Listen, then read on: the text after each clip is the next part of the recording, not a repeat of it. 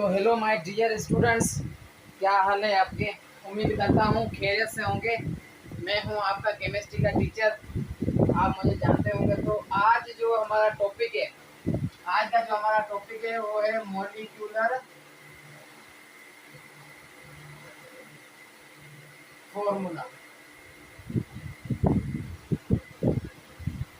जरा देखेंगे क्लियर आ रही है पिक्चर या नहीं। आपको वीडियो क्लियर आ रही है? तो सॉरी, मॉलिक्यूलर फार्मूला में आज हमारा जो टॉपिक था वो था एम्पिरिकल फार्मूला। तो पहले एम्पिरिकल फार्मूला पढ़ते हैं, उसके बाद मॉलिक्यूलर फार्मूला पढ़ेंगे। चलिए एम्पिरिकल फार्मूला शुरू करते हैं।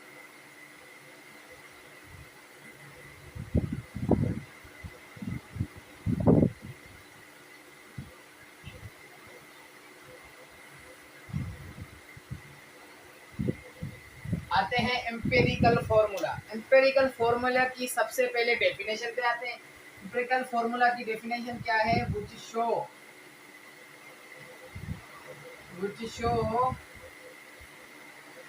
Simplest ratio. क्या करे? वो शो करे simple ratio of an atom in a molecule. तो हमारे पास इसकी डेफिनेशन क्या है? एम्पिरिकल हमारे पास फॉर्मूला क्या होता है? ऐसा फॉर्मूला जो हमारे पास सिंपलेस्ट रेशियो में आ जाए, उसे हम कहते हैं, किसी भी एटम का, उसे एक मॉलिक्यूल में, उसे हम क्या कहते हैं? एम्पिरिकल फॉर्मूला कहते हैं। तो और बातें छोड़ते हैं, सबसे पहले आते हैं। और एक मैं आपको एक पॉइंट बता दूं, जो एम्पिरिकल फॉर्मूला है वो एक्चुअल नंबर शो नहीं करता। चले वो भी पॉइंट लिखते हैं। एम्पिरिकल फॉर्मूला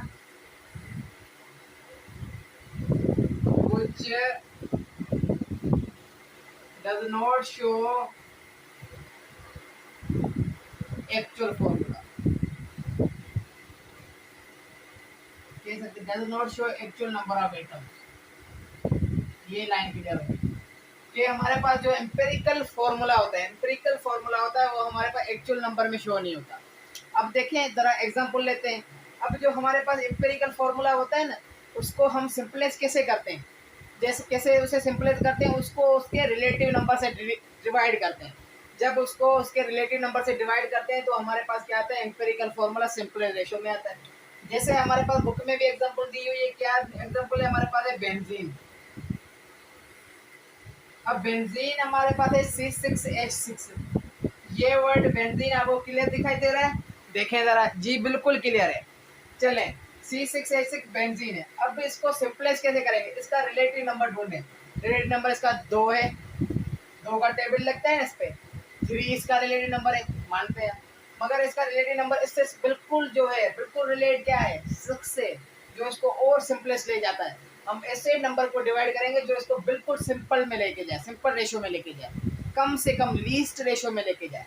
चलें, सिंपल का मतलब क्या? सिंपल या आप इसे कह सकते हैं लीस्ट रेशियो, लीस्ट भी आप इसे कह सकते हैं। सही है। अब आ जाए, इसको सिंपल करते हैं। कार्बन 6H हाइड्रोजन, बिल्कुल लीस्ट रेशियो में लेके जाते हैं। अगर मैं इसको 2 से डिवाइड करता हूँ तो यहाँ पे 3 आता है।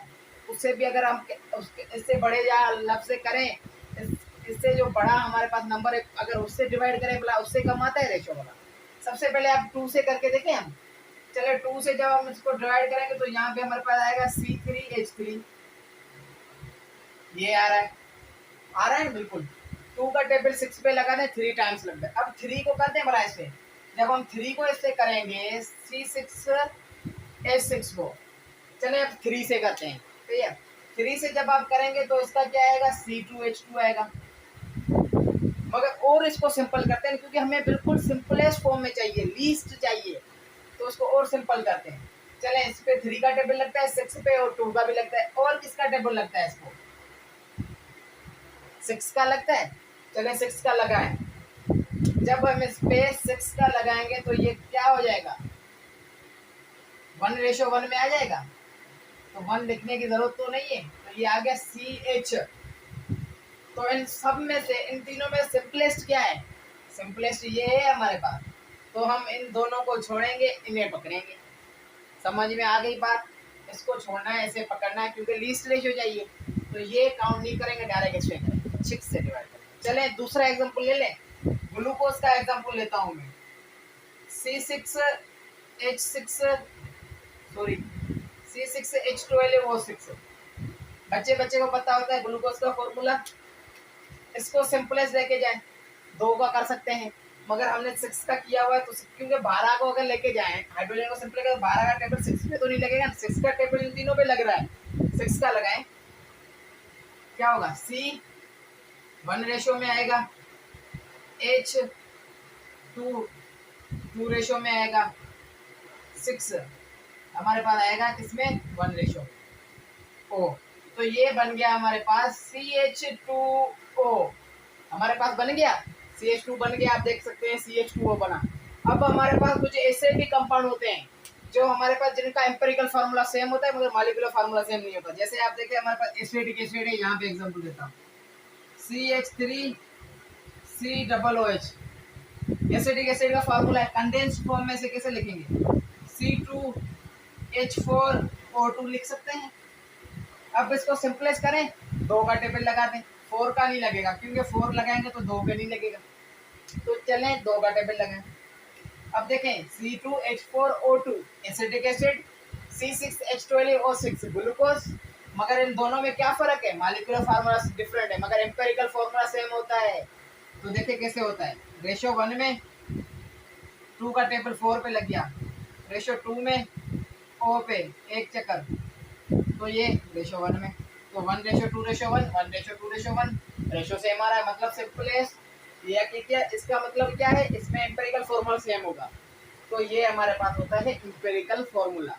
अब आते हैं मॉलिक्यूलर फॉर्मूला पे, क्लियर करें इसे। डस्टर, ये ना डस्टर, चलिए क्लियर करते हैं। आपको अगर लिखना हो या स्क्रीनशॉट लेना हो तो ले सकते हैं बिल्कुल।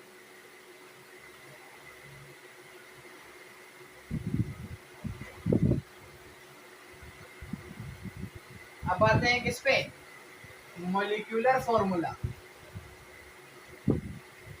अब मॉलिक्यूलर फॉर्मूला क्या होता है, मॉलिक्यूलर फॉर्मूला वो होता है जो एटम का एक्चुअल नंबर शो करे।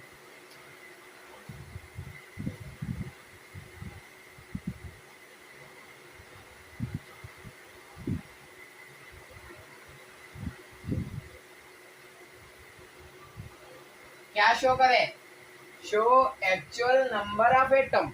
उसे क्या कहते हैं बेटा, उसे कहते हैं मॉलिक्यूलर फॉर्मूला। एक्चुअल नंबर किसी भी एटम का शो करे, किसमें, एलिमेंट में, और कंपाउंड मॉलिक्यूल में, वो सारी चीज छोड़ के बस ये डेफिनेशन सिंपल सी बात है, शो करे एक्चुअल नंबर।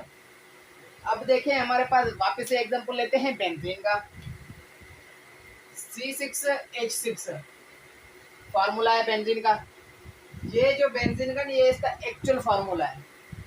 अब आप एक्चुअल ऐसे नहीं समझेंगे, एक्चुअल आप क्या समझेंगे जब हम इसको, अब मॉलिक्यूलर फार्मूला क्या होता है, मॉलिक्यूलर फार्मूला है the derived formula of empirical formula. ये भी आप इसे कह सकते हैं कि मॉलिक्यूलर फार्मूला है the formula which is derived from empirical formula.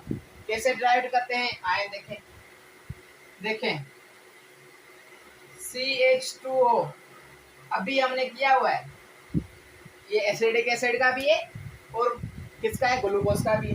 अब जो हमारे पास मॉलिक्यूलर फार्मूला है वो इंटीग्रल मल्टीपल है, किसका, इंटीग्रल मल्टीपल का मतलब क्या होता है, ये किसका मल्टीपल है, molecular empirical formula. Molecular formula जो है वो इंटीग्रल मल्टीपल है, किसका, मॉलिक्यूलर फार्मूला। अब इंटीग्रल मल्टीपल क्या है, मतलब जो ये चीजें इसको आप जो है इसकी तेजाब को डबल करते जाए मगर वो उसकी तेजाब जो है सेम हो। जैसे CH2 है, इसको डबल करना है मगर किससे डबल करना है, CH2O से ही करना है। इसको हाफ हम नहीं कर सकते। इंटीग्रल मल्टीपल का मतलब ये होता है कि उसे आप हाफ नहीं करें, उसकी क्वांटिटी पूरी लें। अब इसको हम मल्टीप्लाई कर सकते हैं किससे, 2 से, 3 से, 4 से, या ऐसे हम n कह सकते हैं। n हमारे पास क्या होता है, इंटीग्रल। तो मॉलिक्यूलर फार्मूला का फॉर्मूला जो हमारे पास होता है वो ये होता है। मॉलिक्यूलर फार्मूला का हमारे पास फार्मूला क्या होता है, वो ये होता है, empirical formula multiply by integral multiple. अब देखिए ये हमारे पास क्या है बेटा, मॉलिक्यूलर फार्मूला है, एम्पिरिकल फार्मूला है सॉरी। अब इसे मॉलिक्यूलर फार्मूला करना है तो इसे पहले 2 से मल्टीपल, मगर ये फार्मूला किसका है, ये आपको सेटल तभी होगा जब आप इसको करते जाएंगे। सबसे पहले 2 से करते हैं तो ये आएगा C2H4O2। अब ये किसका आ गया, ये किसका आ गया, ये आ गया एसिडिक एसिड का। एसिडिक एसिड का आ गया। चले 3 से करें तो ये आ गया C3H6O4, हाँ O3। ये फॉर्मूला हमारे पास है ही नहीं। 4 से इसको कर दे, मगर हम इसको डायरेक्ट 6 से करते हैं क्योंकि हमें क्या चाहिए, हमें क्या है, बेंजीन ग्लूकोज चाहिए। तो ये होगा C6H12O6। तो ये क्या हुआ, ये ग्लूकोज का फार्मूला बना। तो ग्लूकोज का फार्मूला कैसे बना, एम्पिरिकल फार्मूला को जब हमने इंटीग्रल मल्टीपल किया तो हमारे पास मॉलिक्यूलर फार्मूला बना। तो आपके पास अब फार्मूला इसका क्लियर आ रहा है कि molecular formula is equal to empirical formula multiply by integral multiple. Empirical formula लिया, इंटीग्रल किसी भी नंबर को मल्टीप्लाई किया तो हमारे पास क्या है, मॉलिक्यूलर फार्मूला आया। तो ये हमारे पास क्या होता है बेटा, ये हमारे पास होता है मॉलिक्यूलर फार्मूला। देखें जरा, क्लियर आ रहा है आपको, बिल्कुल क्लियर आ रहा है। अब हमारे पास एक छोटा सा टॉपिक है, वो है एटॉमिक नंबर, उस पे आ जाए।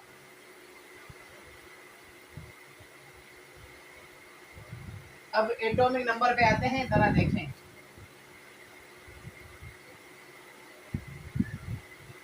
एटॉमिक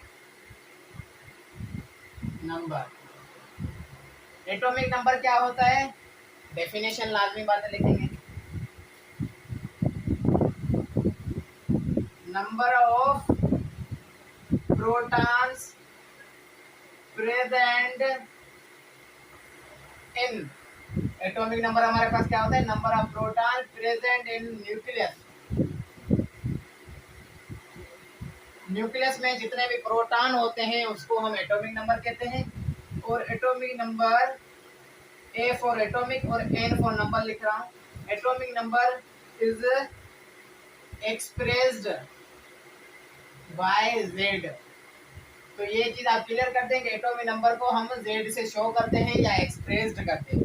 देखें, ये हमारे पास सपोज करें एक न्यूक्लियस है, एक एटम का न्यूक्लियस में हमारे पास क्या है, प्रोटॉन। सपोज करें इसमें 11 प्रोटॉन है, सपोज करते हैं, तो इसका एटॉमिक नंबर होगा Z is equal to 11। Simple सी चीजें हैं, मगर सिर्फ आपको जो है मैंने ऐसे, ये हमारे पास होता है एटॉमिक नंबर। अब आता है एटॉमिक मास, यहाँ पे एटॉमिक नंबर, तो यहाँ पे मैं कर रहा हूँ एटॉमिक मास। अब बेटा एटॉमिक मास हमारे पास क्या होता है, एटॉमिक मास होता है हमारे पास sum of protons and neutrons.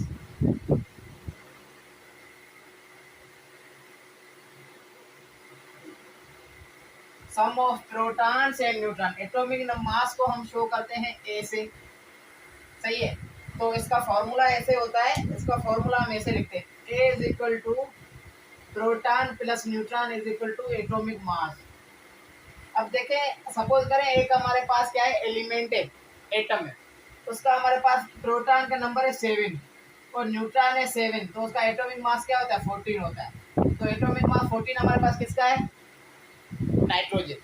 Nitrogen का जो है हमारे पास एटॉमिक मास होता है 14। तो ये क्लियर करें। अब इसमें से यहाँ पर आपको न्यूट्रॉन मालूम करना है, तो आप ऐसे करेंगे, A minus Z, number of protons minus atomic mass, minus करेंगे नंबर ऑफ प्रोटॉन को, तो हमारे पास आएगा नंबर ऑफ न्यूट्रॉन। तो ये फॉर्मूला और ये फॉर्मूला याद रखे, आपको प्रॉब्लम में काम आएगा।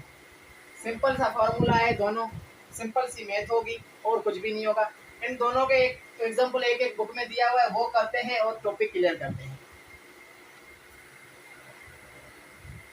अब हमारे पास एग्जांपल है, जरा बुक में देखें एग्जांपल हमारे पास क्या है। एग्जांपल हमारे पास है कि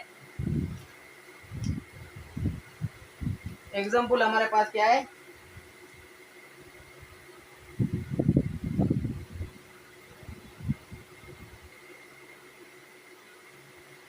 अब देखें यहाँ पे हमारे पास एग्जांपल नंबर 1 है, आपके बुक से ही मैं ले रहा हूँ। इसमें हमें कहा गया है कि नंबर ऑफ प्रोटॉन से 11 और हमारे पास क्या दिया हुआ है, नंबर ऑफ प्रोटॉन 11 है और क्या है हमारे पास, और हमारे पास न्यूट्रॉन दिए हुए हैं 12 और हमें कहा गया है कि एटॉमिक मास मालूम करें और नंबर ऑफ एटॉमिक नंबर मालूम करें। एटॉमिक मास और क्या मालूम करें, एटॉमिक नंबर मालूम। तो एटॉमिक मास का फार्मूला हमारे पास क्या था बेटा, proton plus neutron 11 plus 12, A is equal to proton plus neutron. Proton है 11 12 न्यूट्रॉन है तो टोटल हमारे पास क्या आएगा 23 आएगा। तो एटॉमिक मास 23, ये मैं बता दूं एटॉमिक मास 23 हमारे पास होता है सोडियम का। अब आते हैं जेड। जेड क्या है? नंबर ऑफ प्रोटॉन है।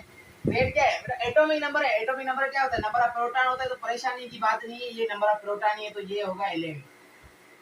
क्लियर कर दूं, ये सिंपल सा था, कोई भी मसला नहीं है। एक और प्रॉब्लम करते हैं जिसमें हमारे पास क्या दिया हुआ है, एग्जाम्पल है बुक में से ही। इसमें हमें कहा गया है कि एक क्वेश्चन एग्जाम्पल दूसरा दिया हुआ है कि एटॉमिक मास एक एक कंपाउंड का है, एक एलिमेंट का है 40 और नंबर ऑफ प्रोटॉन है उसमें 20। अब हमें क्या मालूम करना है? हमें मालूम करना है number of neutrons. Number of neutron ही मालूम करने हैं जी, बिल्कुल। नंबर ऑफ न्यूट्रॉन्स और नंबर ऑफ प्रोटॉन मालूम करने हैं। नंबर ऑफ प्रोटॉन और नंबर ऑफ न्यूट्रॉन। पहले न्यूट्रॉन मालूम करें। न्यूट्रॉन का फॉर्मूला लगाए, बिल्कुल सिंपल है। फॉर्मूला क्या था न्यूट्रॉन का? भूल तो नहीं गए, अभी पढ़ाया हुआ है। Neutron is equal to A minus Z, atomic mass 40 minus कर दे, एटॉमिक नंबर क्या है 20 है। न्यूट्रॉन की क्या हो गया? न्यूट्रॉन हमारे पास आ गया 20। प्रोटॉन क्या होता है? प्रोटॉन होता है एटॉमिक नंबर ही दिया हुआ है, तो प्रोटॉन हमारे पास क्या होगा बेटा? प्रोटॉन हमारे पास होगा 20। ये सिंपल सी चीजें थी जो मैंने आपको पढ़ा दी। ये हमारे पास टॉपिक आज का क्लियर हुआ। अब मिलेंगे हम सुबह दूसरे लेक्चर में।